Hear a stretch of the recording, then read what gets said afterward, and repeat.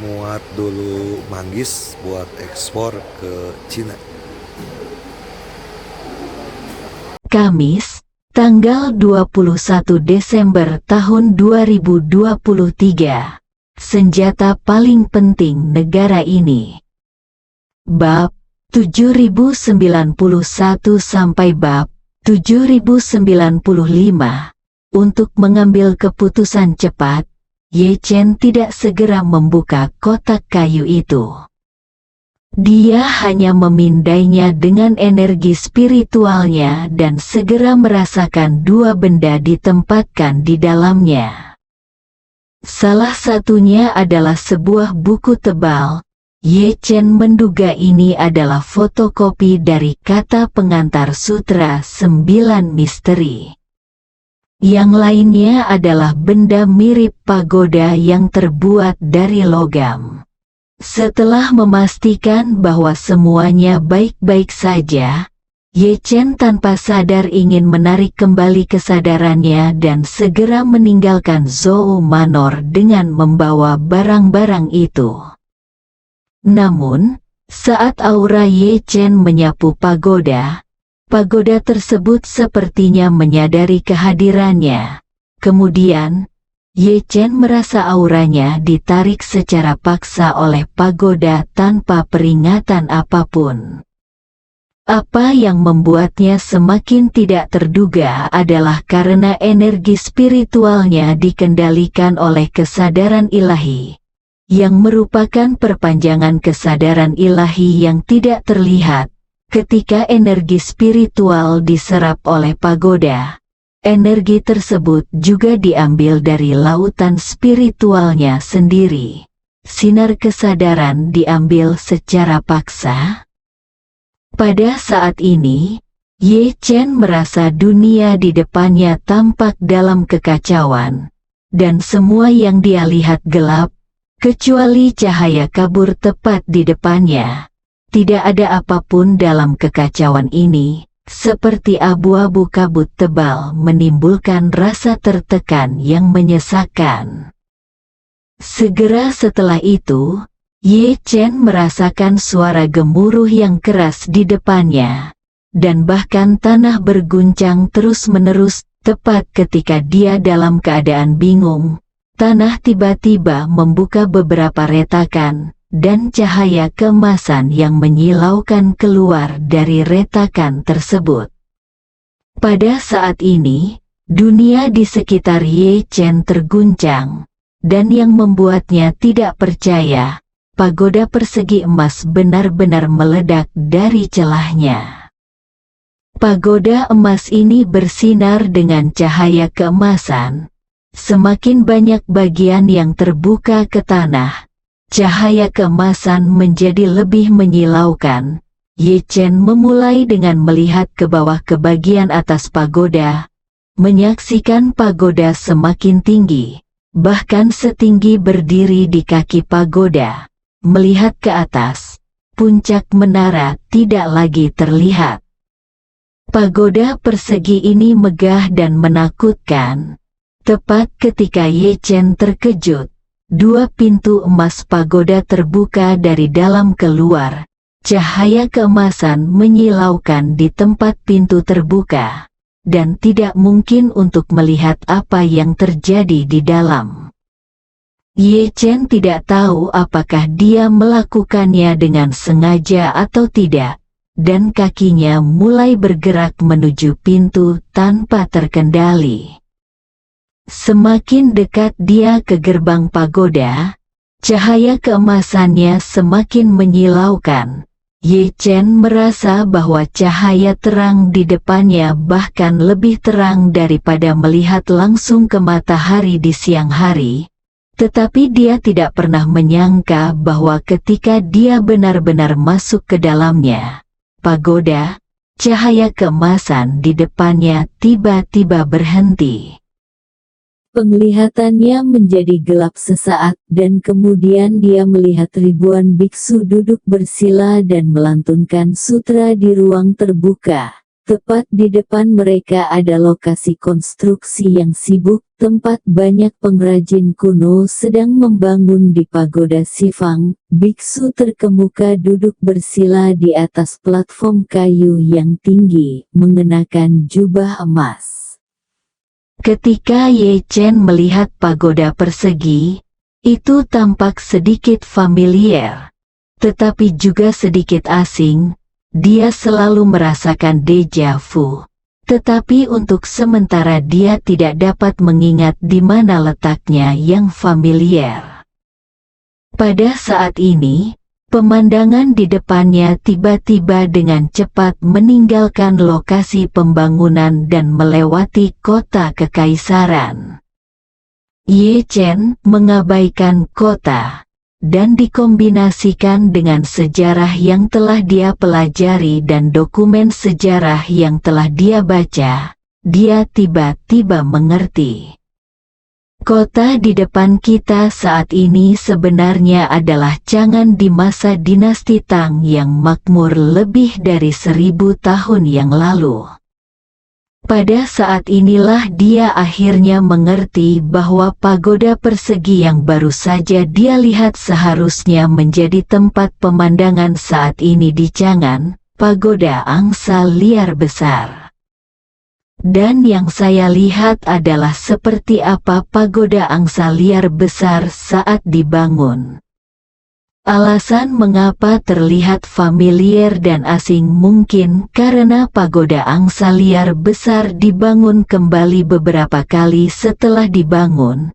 Tampilan, fitur, dan bahkan jumlah lantai dari pagoda angsa liar besar itu sendiri semuanya telah mengalami perubahan besar. Apalagi banyak rekonstruksi pagoda angsa liar besar yang terjadi ratusan ribu tahun yang lalu.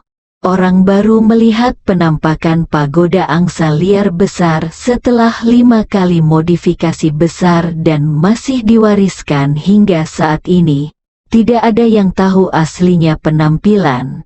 Jadi Ye Chen memiliki pandangan seperti itu. Perasaan yang tampak akrab tetapi tidak berani memastikannya. Ye Chen tidak bisa menahan diri untuk tidak bergumam.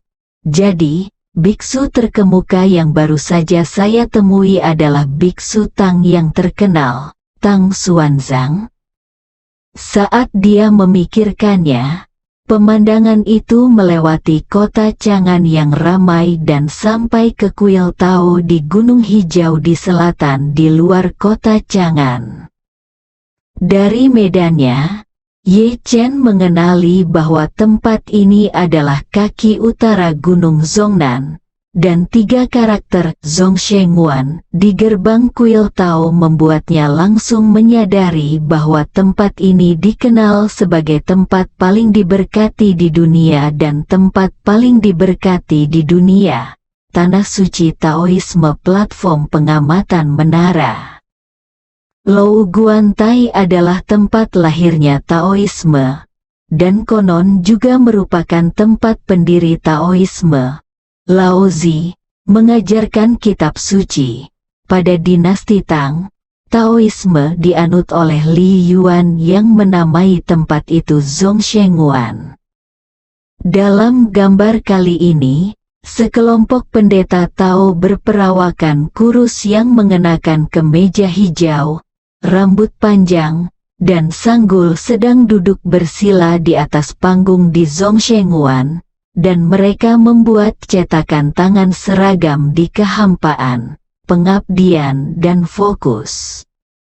Sekilas Ye Chen dapat mengetahui bahwa tanpa kecuali, mereka semua adalah biksu yang menguasai energi spiritual, dan setiap segel tangan yang mereka buat mengandung energi spiritual yang melonjak. Dan mereka tampaknya bekerja sama untuk menyelesaikan semacam formasi besar. Yang lebih menakjubkan lagi adalah di depan para pendeta Tao ini, sebuah menara harta karun berbentuk persegi yang terbuat dari emas murni digantung di udara dan berputar perlahan.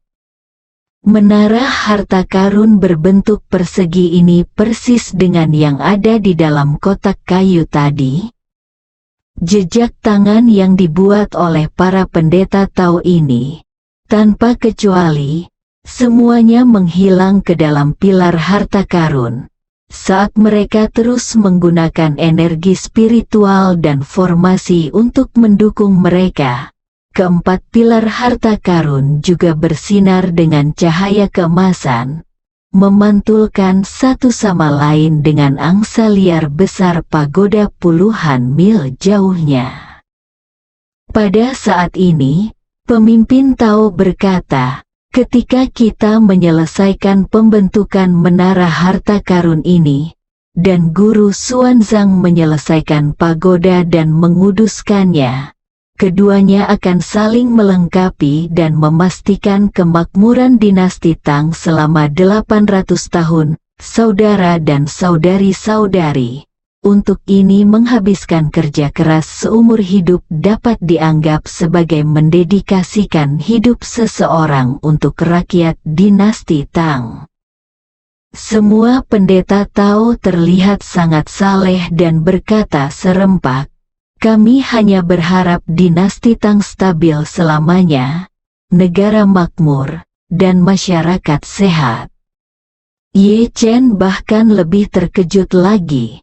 Tanpa diduga, menara harta karun 4 penjuru dibangun oleh para biksu ulung yang bekerja sama. Terlebih lagi, saya tidak menyangka bahwa menara harta karun 4 sisi yang dibangun dan diberkati oleh para pendeta Tao ini dan pagoda angsa liar besar yang dibangun di bawah pengawasan Guru Xuanzang sebenarnya adalah senjata nasional penting yang saling melengkapi dan melindungi negara dinasti Tang. Namun dia diam-diam bertanya-tanya karena dua hal ini, yang besar dan yang kecil, adalah alat ajaib yang diciptakan oleh kerja keras para biksu dan penganut Tao terkemuka. Mengapa dinasti Tang gagal berkembang selama 800 tahun, seperti yang dikatakan pendeta Tao, bahkan umur dinasti Tang bahkan tidak sampai 300 tahun.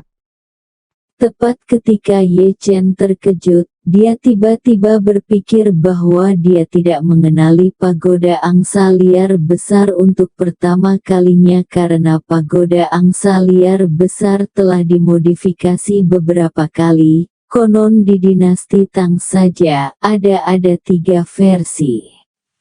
Mungkinkah itu? Karena perubahan tersebut, struktur Feng Shui yang dibangun bersama oleh pagoda angsa liar besar dan Sifang Bao Zuang dihancurkan. Dalam keraguan, Ye Chen merasa pemandangan di depannya berangsur-angsur memudar seperti air surut, dan kesadarannya perlahan-lahan mundur kembali ke pagoda yang muncul dari tanah. Namun pagoda tersebut tidak mempertahankan kesadarannya. Ia mendorong sinar kesadarannya keluar dari pintu, lalu menutup pintu dengan rapat. Seluruh pagoda runtuh kembali ke tanah sedikit demi sedikit, dan segala sesuatu di sekitarnya kembali ke keadaan semula, kekacauan. Tapi Ye Chen tidak menyadari bahwa saat pagoda itu runtuh kembali ke tanah, itu juga meninggalkan sinar kesadaran ilahi, dan sinar kesadaran ilahi ini benar-benar menghilang langsung ke dalam sinar kesadaran ilahi Ye Chen. Tanpa menyadarinya, saya bergabung dengan kesadarannya, bersambung.